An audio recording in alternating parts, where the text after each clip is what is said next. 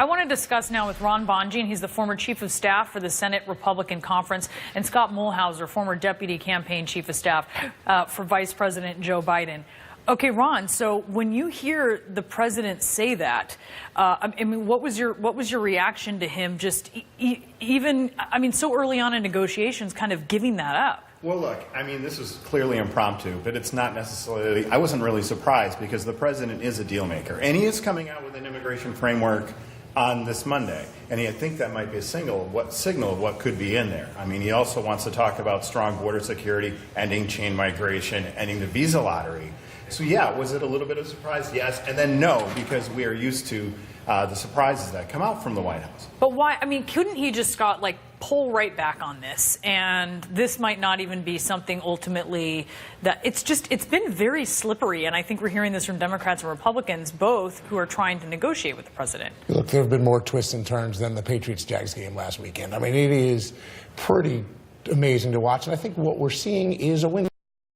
And I think the president gave both cover to the far right now, and he's giving cover and an opportunity for that group. How's he giving cover to the far right? Because what he's done is he's essentially said, I will sign it if it includes DACA, it includes the Dreamers. And I think that is what some Republicans on the right are looking for as signals. But what Phil showed us is that group on the Hill, that's a sign of optimism too. That's 35 folks on all sides of the aisle working towards something. Is he, though, in a situation, Ron, where because you have significant contingents of Republicans in both chambers of the House who are going to say, look, if we're assuming that this is something that is really on the table, they're not going to go for that. Is this a signal of where Donald Trump is, what kind of support he's seeking, that maybe he is realizing he might be seeking a somewhat significant contingent of Democrats to get on board? Well, look, I do think this is going to be a roller coaster before this is all over, and the March 5th deadline will probably likely be extended. No one is on the same page here. I mean, Senate Democrats are signaling a willingness to decouple immigration from budget talks that led to the shutdown, which was a disaster for them. I think that's a positive thing, but House Democrats aren't on the same page. Then you have Senate Republicans on one side, House Republicans, which is a much stronger piece of legislation. No one is really consistent right now, but I do think that Trump voters would like, polling says that Trump voters would like to see something happen with the Dreamers, but they want really strong immigration. And I do think that's where Trump is going. So Ron thinks that we're going to go beyond this 3 weeks extension that we just saw passed in the Senate.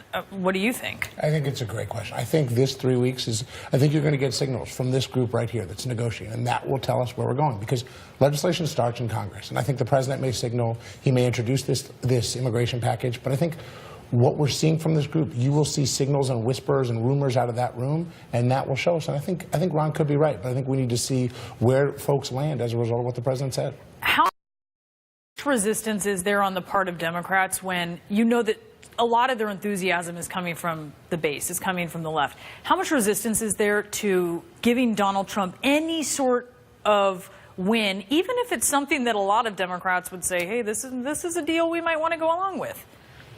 Politics matters, but so does substance. And this is an issue that matters to a lot of Democrats. And I think there will be tension.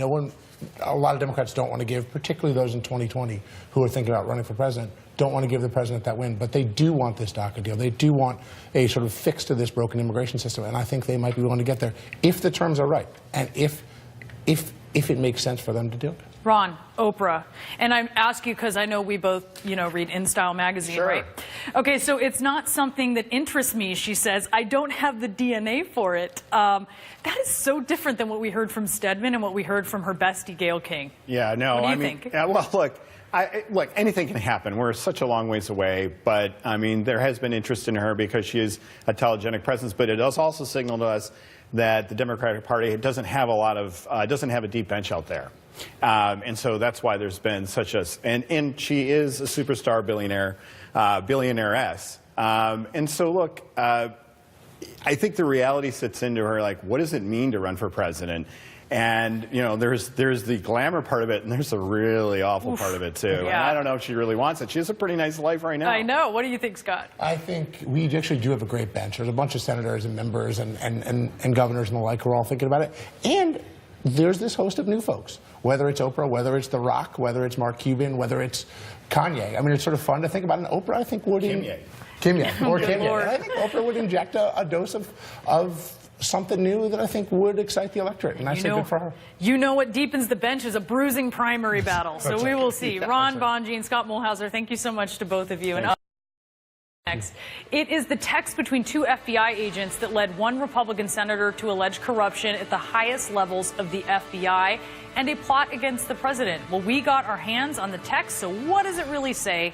We'll have that next. When we